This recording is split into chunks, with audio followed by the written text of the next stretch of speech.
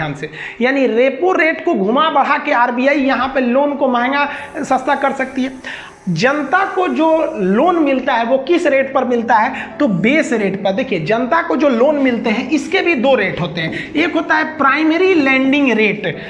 Primary landing rate वह rate होता है जो बैंक ग्राहकों को देती है, लेकिन बैंक के पास भी दो तरह के ग्राहक होते हैं, एक रेगुलर कस्टमर और एक फेवरेट कस्टमर जो हमेशा आता है, करोड़ों रुपया जमा करता है, बड़े बड़े लोग होते हैं।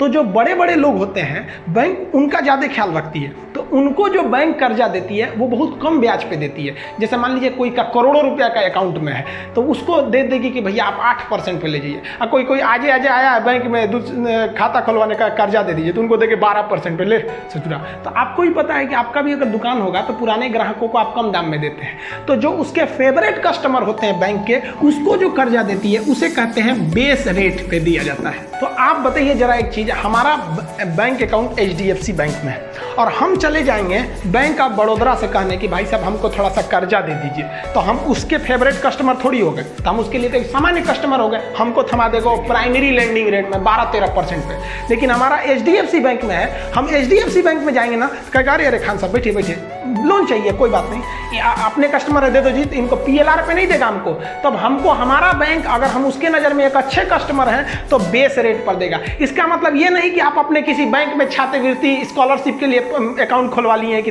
700 रुपया आएगा इसमें, आज आके चल गए कि हमको 1 करोड़ रुपया दे दीजिए और दे देगा बेस रेट पे, ऐसा नहीं होता है। आपके अकाउंट मायने रखते हैं कितना मेंटेन किए हैं। अब एक जरा चीज़ सोचिए, बैंकों को जब पैसा घटा था तो ये मांगने गए थे, तो ये सब ससुरे सब जो RBI है वो 3 तरह का ब्याज ले लिया समय के हिसाब से।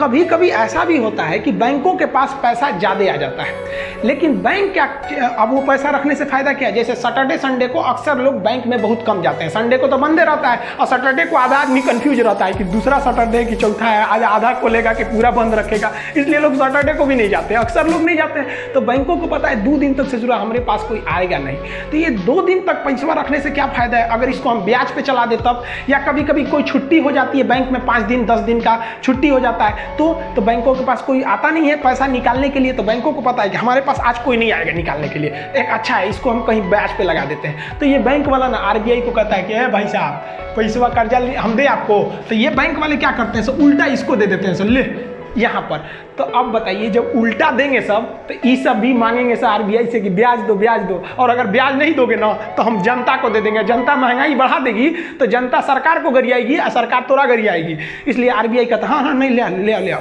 तो इसको हम लोग कहते हैं रिवर्स रेपो रेट। तो ये हो गया रिवर्स रेपो रेट, और इधर से आया तो रेपो रेट, और ये अपना उसको दिए तो रिवर्स रेपो रेट। अब RBI क्या कहता है कि देख भाई साहब, तुम लोग हमसे मांगे थे तो तुम लोग को घाटा हुआ था, तुम जरूरतमंद थे, इसलिए हम तुमसे लिए थे रेपो रेट 4% पे, लेकिन हमको कोई ज़रूरत नहीं है तुम लोग का, हम तुम्हारे भलाई के लिए चाह रहे हैं कि 2 दिन सैटरडे संडे बंद है या छुट्टी है या कोई भी मतलब है, सरप्लस अमाउंट है तुम्हारे पास, तुम हमको दे रहे हो तो हम तुम्हारा बोझ हल्का करने के लिए ले रहे हैं, इसलिए हमें ज़रूरतमंद मत समझो और हमसे उस ब्याज दर की उम्मीद मत रखो जिस ब्याज दर पर हमने तुमको दिया था।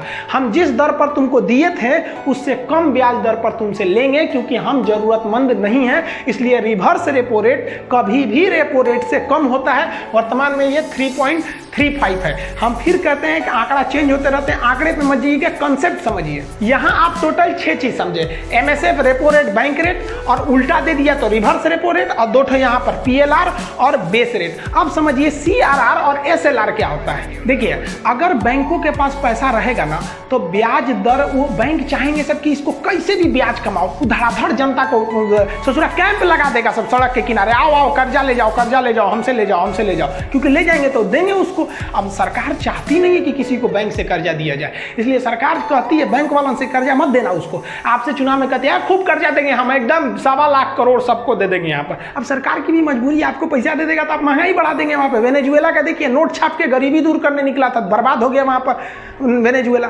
तो सरकार चाहती है ना कि ससुरा एक काम करते हैं, बैंके का कमर तोड़ देते हैं कि न रहेगा बांस और न बजेगी बांसुरी, क्योंकि बैंकवे के पास पैसे बैंक में डाका डाल देते हैं। तो RBI कहती है है कि रे बैंक वाला तुम लोग कब शटर डाउन करके भाग जाएगा, सब नीरव मोदी की तरह कोई ठीक नहीं है। तुम लोग हमको एक काम करो, तुम लोग हमारे पास सिक्योरिटी मनी जमा करो।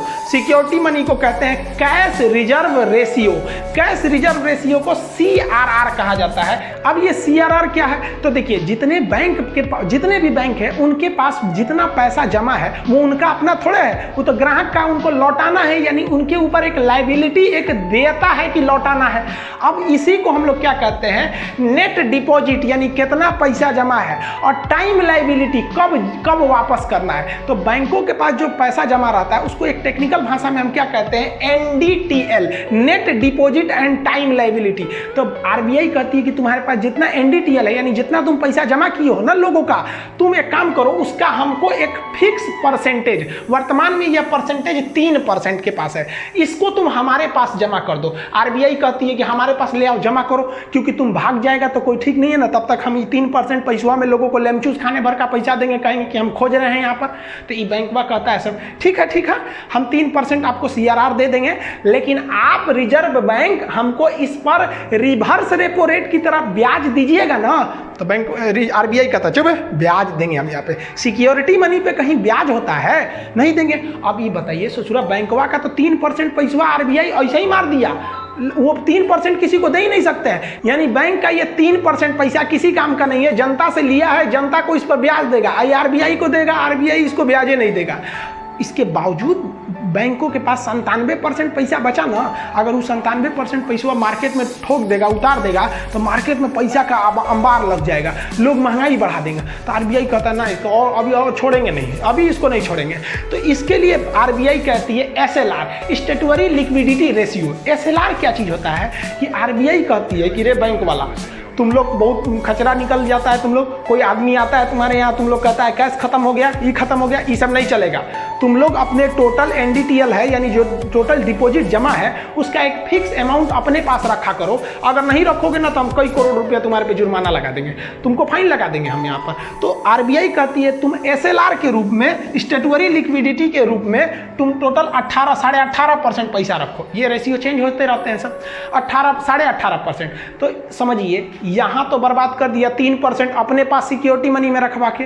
और ये कहता है कि इसको हम 18 मानते हैं कि 18% अपने पास रखो। तो ये अपने पास जब रख लेंगे और इसको खर्चा नहीं कर सकते हैं, खर्चा कर दिए तो RBI इन लोग पे करोड़ों रुपया जुर्माना लगा देगा। तो अब बताइए, ये तो औरों बर्बाद हो गया। 3% गया सिक्योरिटी मनी के रूप में, 18% अपने पास रखे हैं, पास रह के भी दूर हो, किसी काम के नहीं यहाँ पे, तो ये तो बर्बाद कर दिया।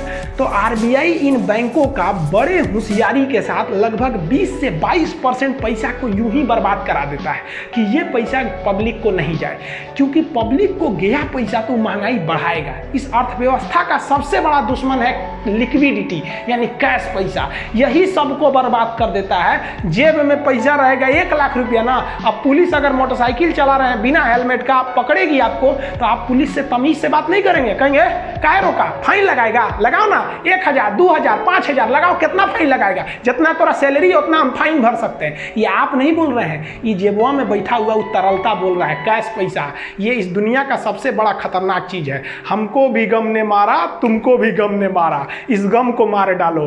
RBI की नजर में ये कैश पैसा इस देश के लिए गमगीन माहौल पैदा कर देगा, इसलिए कैश पैसा को वो हटा देता है। इसीलिए सरकार नोट छाप के गरीबी दूर नहीं करती, क्योंकि महंगाई जरूरत से ज़्यादा बढ़ जाएगी। वेनेजुएला ने ऐसी कोशिश की थी, इसका नतीजा ये हुआ कि वेनेजुएला में 10 लाख% महंगाई बढ़ गई, वहाँ 2 लाख रुपए का ब्रेड मिलता है। अब महंगाई का अंदाजा लगाइए, भारत में लगभग 10% महंगाई है, वेनेजुएला में 10 लाख% महंगाई है। इसीलिए नोट छाप के गरीबी दूर नहीं की जा सकती। तो